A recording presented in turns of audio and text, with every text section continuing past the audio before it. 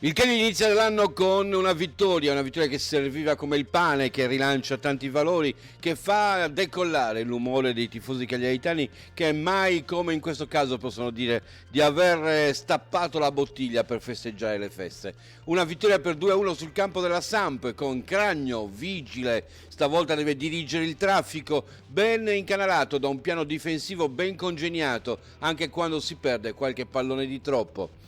Altare, la novità, affamato, disposto a mangiare il pane duro, sa di non essere stam e gioca con umiltà trattando il pallone come un attrezzo e non come uno strumento.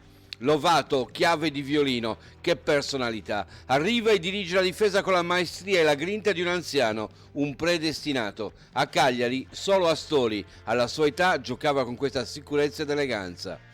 Carboni sintonizzato, è perfettamente sintonizzato con il resto della difesa e cresce anche l'intesa con Lico Iannis in fase di spinta, contribuisce al tranquillo pomeriggio di Cragno. Bellanova, double fast, la sua principale qualità è l'attacco, se sta in campo solo per difendere diventa un uomo in meno, i suoi lampi propiziano il fulmine a ciel sereno di Leonardo Pavoletti. Marin, acceso, il sacrificio di Deiola lo pungola perché dimostri di essere il miglior centrocampista del Cagliari, allora inizia a pressare, recuperare palloni e avviare contropiedi e propizia il gol proprio di Deiola. Grassi, lampeggiante, c'è e non c'è, non riesce a essere il faro che guida la squadra, finisce per fare il lavoro sporco, non è ancora l'uomo che può caricarsi la squadra sulle spalle. Deiola, trombettiere, suona la carica anche steccando, ma con tutto il fiato che ha in corpo, lotta su ogni pallone, ci mette il piede, ne guadagna e ne perde, lo spirito combattente che deve avere la squadra, il gol premia la sua caparbietà. Faragò, rosso di sera, il suo tramonto calcistico può aspettare, 22 soli minuti in tutto il 2021 e poi sul piede il pallone per scrivere una favola.